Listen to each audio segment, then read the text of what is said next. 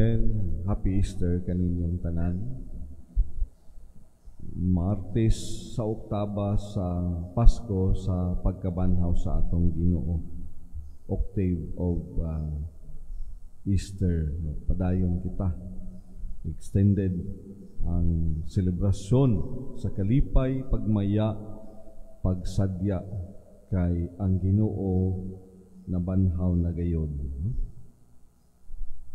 Og sa mga pagbasa nga itong nadungog, sama sa akong giingon kagahapon, first reading, gikan sa mga buhat sa mga apostoles, sumpay sa kagahapong adlaw. Ang unang pagbasa kagahapon nagingon sa adlaw sa Pentecostes. Mao kini ang giingon ni Pedro uban sa napulog usa ka tinun-an. Ang Pedro nga mahadlokon, ang Pedro nga nanghimakak sa Ginoo sa makatulo ka higayon, ang Pedro nga nagmaluyahon sa iyang pagtuo o pagsalig sa Dios, nahimong magsasangyaw sa pulong, nahimong magsasangyaw sa maayong balita. First reading, murag fast forward.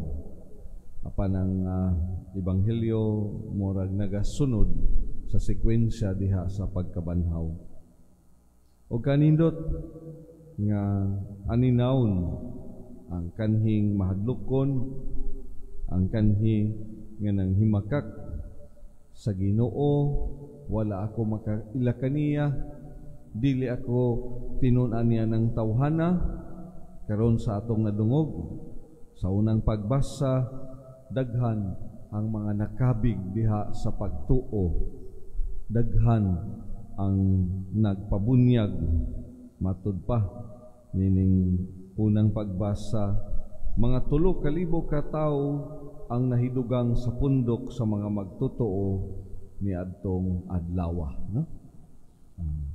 Although ang bato nga gisalikway sa mga magtutukod nahimong bato sa kanto ngadto gayud sa atong Ginoong Hesukristo, mamahimo pod nga hatagan og pagpakahulugan nining iyang mga tinun-an. Ang kanhi human sa maong panghitabo nagkatibulaag, human sa maong panghitabo sa iyang pag-antos og kamatayon sa krus nga hadlok, nagtrangka ngadto sa usa ka lawak, karon maisugon nga nagwali sa maayong balita ngadto sa mga tao. Gani ang uban miingon pa gayud, unsa pa may lain namong buhaton aron mapuy-an gayud namo sa tinud-anay ang among pagkahimong mga bag-ong tinun-an o bag-ong mga magtotoo, no? Unsa pa may mahimo namo ning mensahe nga malipayo namong gidawat. Daghan kanila mituo og nagpabunyag. Mga 3,000 ang nahidugang sa pundok sa mga magtutuo ni adtong adlaw. So dugang pagayod tingali nga mga na convert, no, sunod sa ana nga mga adlaw.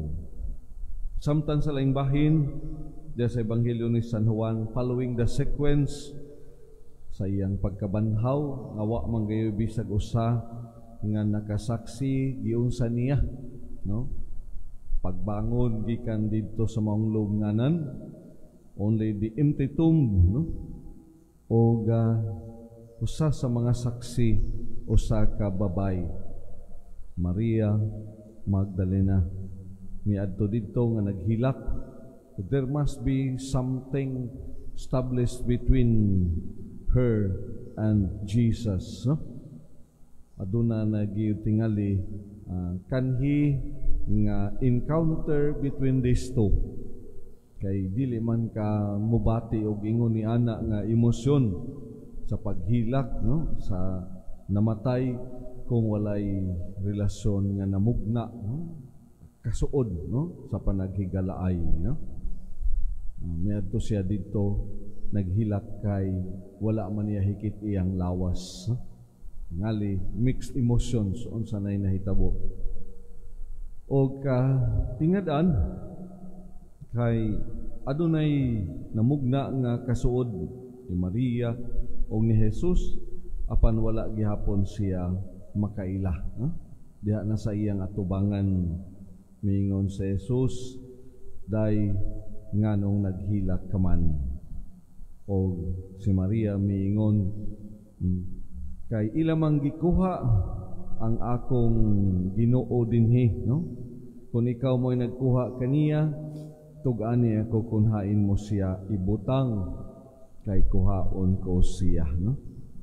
O si Jesus miingon kaniya Maria, o sa diha pa nga nakaila si Maria sikin sa siya, no?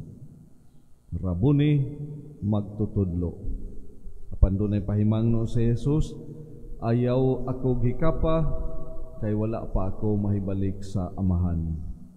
Adtua hinuon ang akong mga igsoon ug sugindi sila nga moadto ako sa akong amahan, inyong amahan, sa akong Dios ug inyo nga Dios. Matod sa mga komentarista, the first time na gitawag ni Jesus ang iyang mga tinun-an, akong mga igsoon.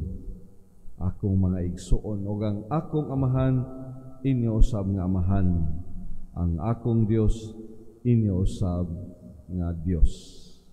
Nabanhaw Ginoo, maura nga Ginoo, apan adunay pagkalahi. Diha sa nabanhaw Ginoo, sa makausap pagipalig-on ang atong pagka-anak sa Dios nga amahan. Gipalig-on ang atong panagsuon, ang atong panaghigalaay. Gipalig-on ang atong pagka-lain nga mga tinun-an, magsasangyaw sa maayong balita ngadto sa uban. Lakaw, suginli ang akong mga igsuon, no? O muadto ako sa akong amahan, kamo usab makaadto sa akong amahan, sa akong Dios o inyo usab nga Dios.